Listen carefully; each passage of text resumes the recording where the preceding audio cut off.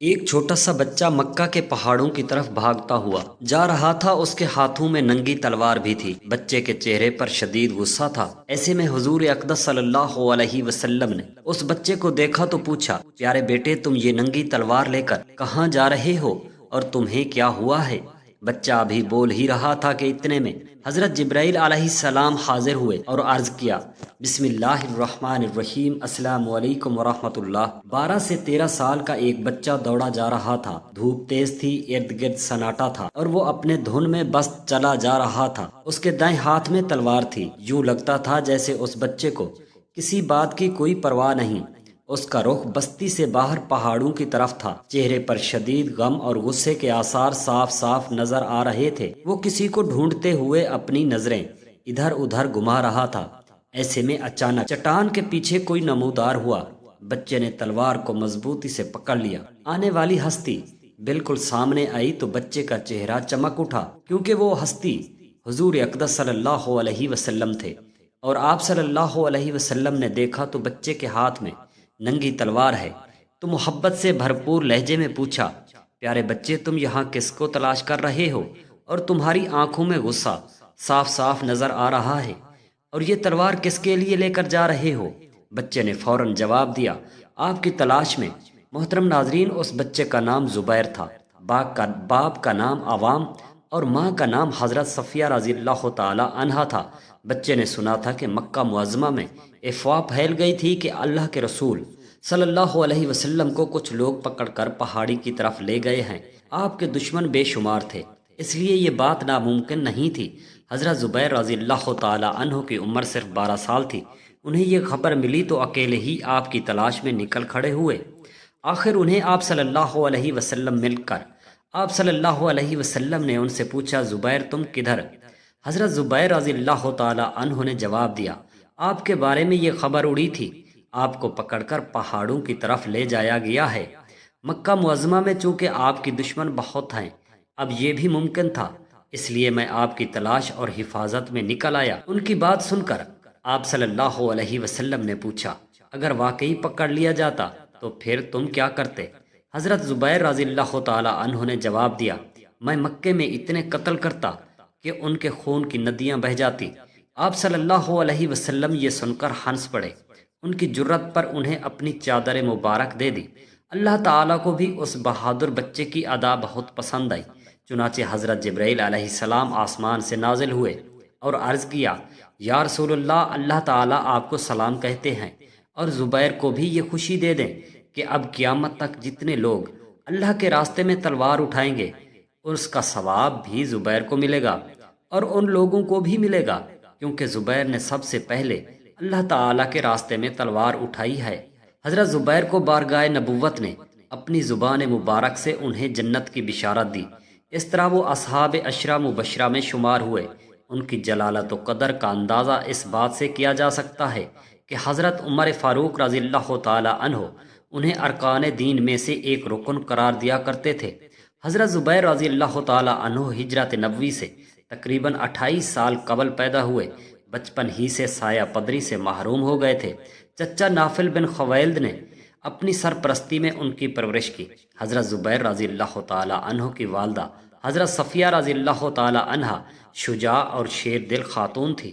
وہ اپنے فرزند کو بھی ایک سخت کوش، بہادر اور نڈر سپاہی بنانے کی آرزو مند تھی۔ چنانچہ وہ حضرت زبیر رضی اللہ تعالی عنہ سے سخت محنت و مشقت کا کام لیتی اور وقت با وقت ڈانٹ ڈپٹ اور زد و کوب سے بھی گریز نہ کرتی۔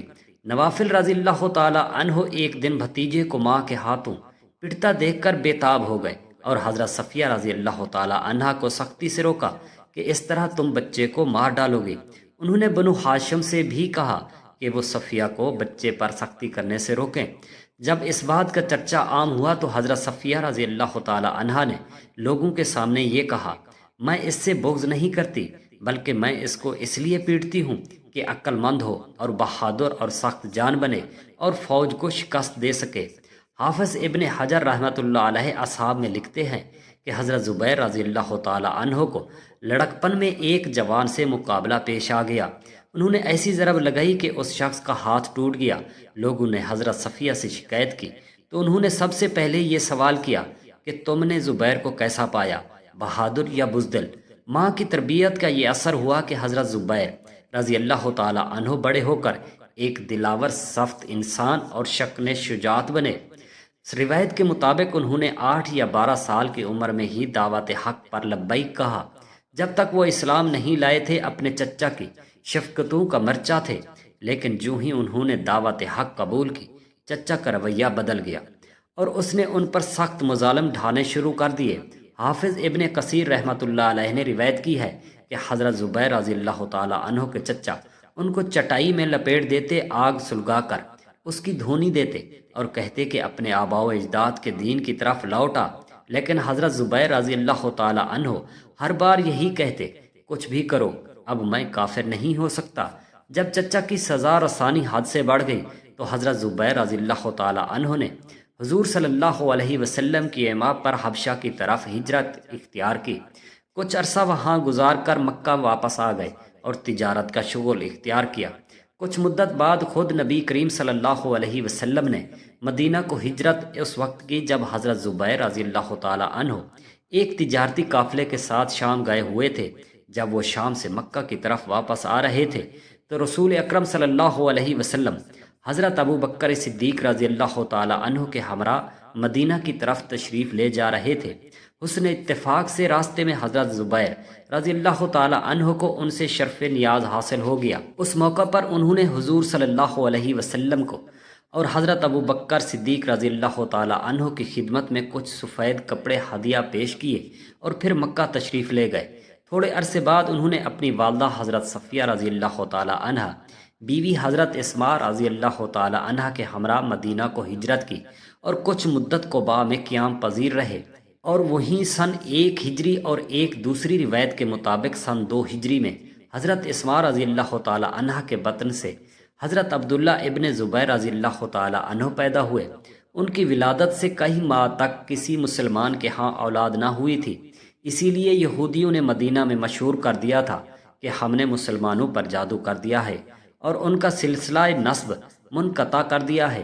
حضرت عبداللہ رضی اللہ تعالی عنہ پیدا ہوئے تو مسلمانوں کو بے حد مسرت ہوئی اور انہوں نے جوش محمدی میں اس روز زور زور سے نعرہ تکبیر بلند کیے کہ دشت جبر گونج اٹھے۔ مسلمانوں کو زیادہ خوشی اس بار بچے کی ولادت باسعادت نے یہودیوں کے دجل و شیطانیت کا پردہ چاک کر دیا۔ ہجرت کے بعد غزوات المشاہد کا سلسلہ شروع ہوا تو حضرت زبیر رضی اللہ تعالی عنہ نے ہر مارکے میں کمال درجے کی استحکام اور شجاعت دکھائی۔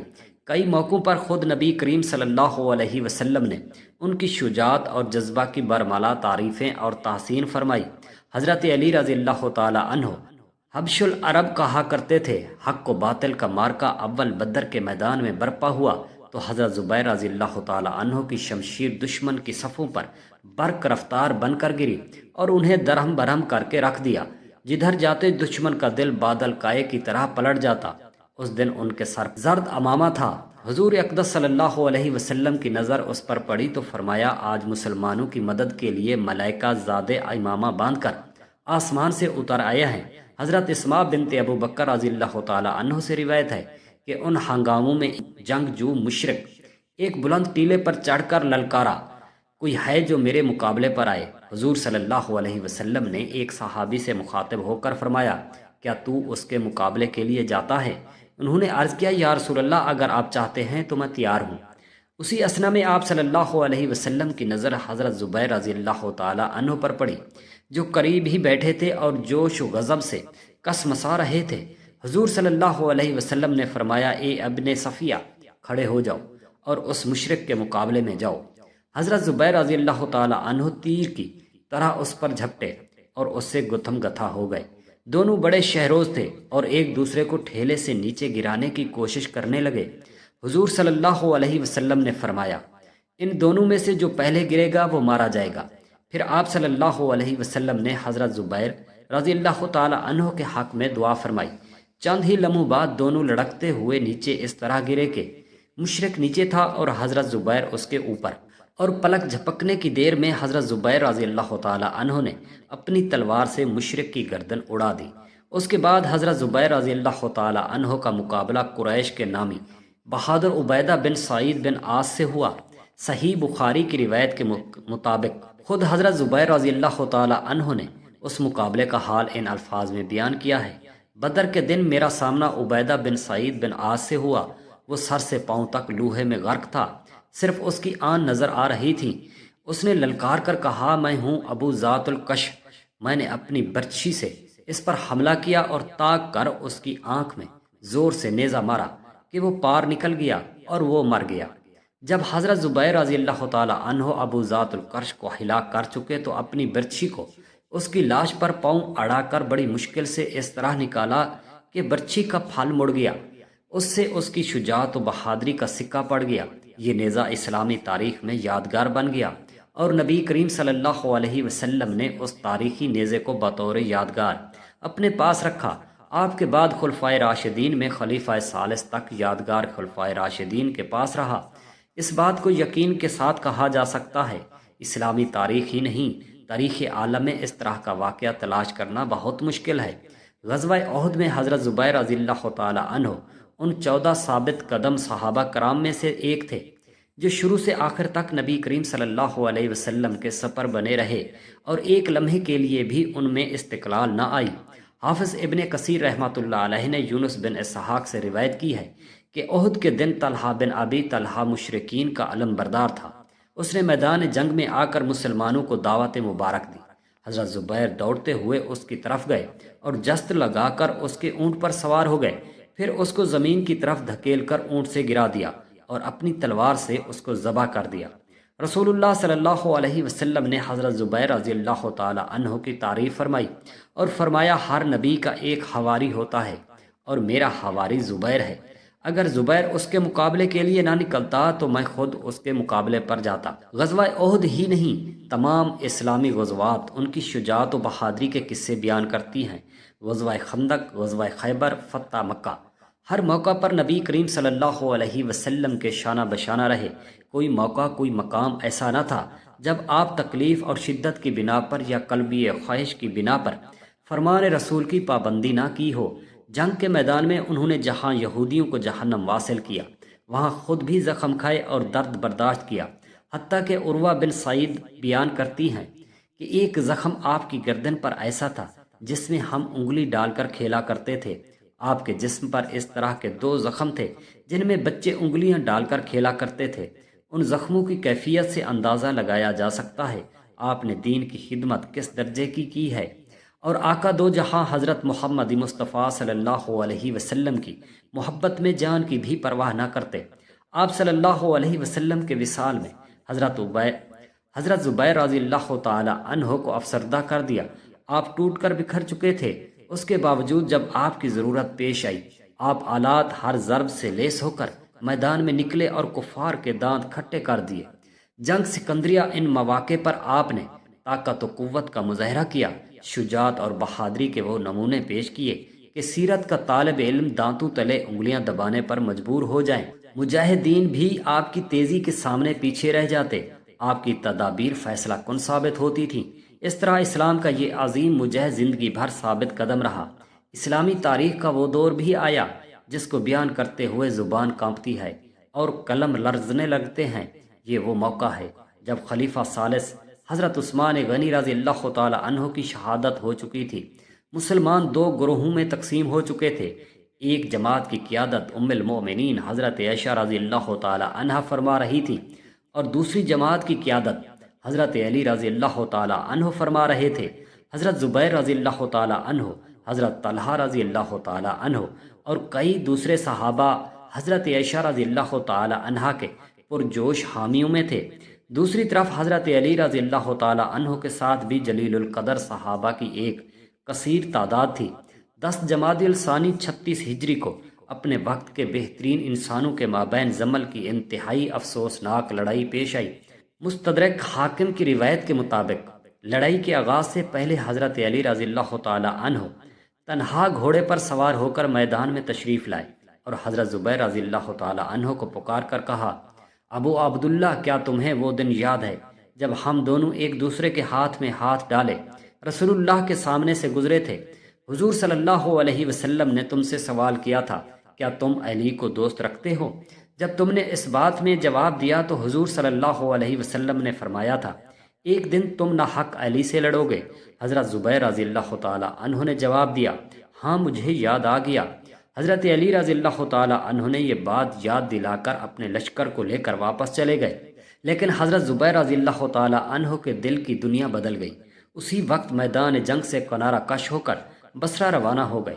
ایک شخص عمر بن جرموس نے گھوڑے پر سوار ہو کر ان کا تعاقب کیا۔ حضرت زبیر رضی اللہ تعالی عنہ نے بصرہ پہنچ کر اپنے غلاموں کو سامان و اسباب کے ساتھ روانہ ہونے کی ہدایت کی اور خود بصرہ کی آبادی سے دور نکل آئے۔ اس وقت ابن جرموس گھوڑا دوڑا کر ان کے قریب پہنچا اور پوچھا ابو عبدال کیا آپ نے قوم کو کس حال میں چھوڑا؟ حضرت زبیر رضی اللہ تعالی عنہ نے فرمایا لوگ ایک دوسرے کا خون بہانے پر تلے ہوئے تھے۔ ابن جرموس نے کہا آپ کہاں جا رہے ہیں؟ حضرت زبیر رضی اللہ تعالی عنہ نے کہا مجھے اپنی غلطی کا احساس ہو گیا ہے اور اب میں اس ہنگامے سے کنارہ کش ہو کر کسی طرف نکل جانا چاہتا ہوں۔ ابن جرموس نے کہا تو چلیے میں بھی آپ کے ساتھ چلتا ہوں۔ کچھ دور جانے کے بعد ظہر کی نماز کا وقت ہو گیا۔ حضرت زبیر رضی اللہ تعالی عنہ نماز پڑھنے کے لیے ٹھہر گئے۔ ابن جرموس نے کہا میں ابھی آپ کے ساتھ نماز پڑھوں گا۔ حضرت زبیر رضی اللہ تعالی عنہ نے فرمایا میں تمہیں امان دیتا ہوں، کیا تم بھی میرے حق میں ایسا ہی کرو گے؟ اس نے کہا یقیناً۔ اس عہد و پیمان کے بعد دونوں گھوڑے سے اتر کر نماز کے لیے کھڑے ہو گئے۔ حضرت زبیر رضی اللہ تعالی عنہ جو ہی سجدے میں گئے، ابن جرموس نے غداری کر کے ان کی گردن پر وار کیا۔ حواری رسول صلی اللہ علیہ وسلم حضرت زبیر کا سر تن سے جدا کر دیا۔ اس کے بعد وہ حضرت زبیر رضی اللہ تعالی عنہ کی زرہ تلوار اور سر لے کر امیر المؤمنین حضرت علی رضی اللہ تعالی عنہ کی خدمت میں حاضر ہوئے۔ اسے توقع تھی کہ امیر المؤمنین اس کے کام کو سراہیں گے، لیکن حضرت علی کرم اللہ وجہ الکریم نے حضرت زبیر رضی اللہ تعالی عنہ کی تلوار پر ایک حسرت بھری نگاہ ڈالی اور فرمایا اس تلوار نے بارہا رسول اللہ صلی اللہ علیہ وسلم کے سامنے سے بادل ہٹائے۔ اے ابن صفیہ رضی اللہ تعالی عنہ کے قاتل تجھے جہنم کی بشارت ہو۔ کہا جاتا ہے کہ اس موقع پر ابن جرموس نے مایوسی کے عالم میں یہ شعر کہے میں علی کے پاس زبیر کا سر لے کر حاضر ہوا، مجھے اس سے ان کے تقرب کی امید تھی۔ جب میں ان کے پاس گیا تو انہوں نے مجھے جہنم کی بشارت دی، سو کیسی بری بشارت اور کیسا برا تحفہ ہے۔ شہادت کے وقت حضرت زبیر رضی اللہ تعالی عنہ کی عمر 64 برس کی تھی۔ اپنی جائے شہادت وادی الصباحی میں دفن کیے گئے۔ اللہ تعالی ہمیں دین کی مکمل سمجھ نصیب عطا فرمائے اور ہمارا خاتمہ ایمان پر فرمائے، اور اللہ تعالی فلسطین اور مقبوضہ کشمیر کے مسلمانوں کو اپنی علیحدہ ریاست عطا فرمائے۔ آمین یا رب العالمین۔ جزاک اللہ خیرا کثیرا۔